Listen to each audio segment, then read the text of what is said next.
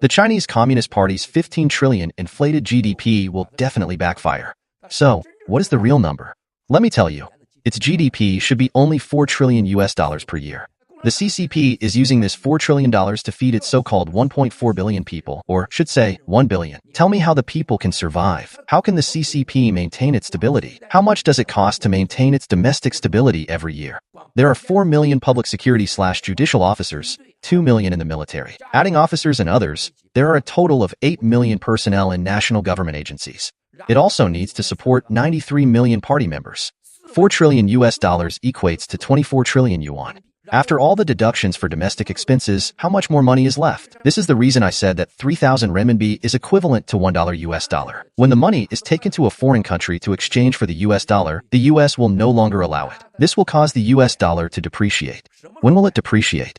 That is when the world is in financial crisis. Hi, CCP, let me settle this number for you. Americans invest $2.3 trillion in Chinese finance, own more than $1 trillion in national debt, and invest nearly $2 trillion in financial products. Then there were all the fund exchanges in China. The capital pool of currency exchange between the two countries is about $2 trillion.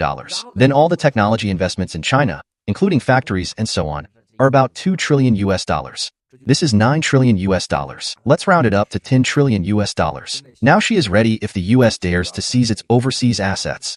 If the United States legislates to discuss the issue of my attacking Taiwan, as soon as the US imposes financial sanctions on the CCP and kicks it out of the World Trade Organization, the CCP will confiscate the $10 trillion. You take away my more than $1 trillion of national debt and I seize yours. The CCP also owns the US's national debt.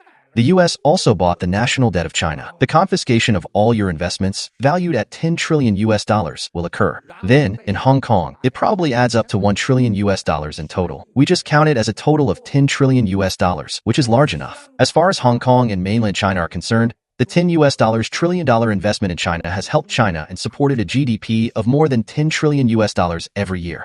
If the CCP confiscates these $10 trillion, the RMB will no longer have an international market. Who wants it? Saudi Arabia, the United Arab Emirates, Iran, Syria, Russia, Africa, and Pakistan still want the RMB. It will last for a while, and it may drop to 9 or 10. Oh my, I'm still fine. But in the next split second, it will go down. And in this 1 second, it will change from 100 to 1,000, and from 1,000 to 300. This must be the end of the RMB. This must be the ending. Let's wait and see. Once its $10 trillion are shattered, the US will have no other choice but to kick all the CCP's assets out of its financial system and seize all its assets.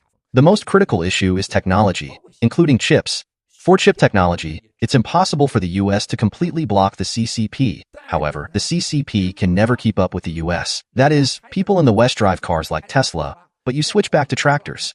But at least, this is not a horse carriage, right? So, this is the outcome estimate of the CCP.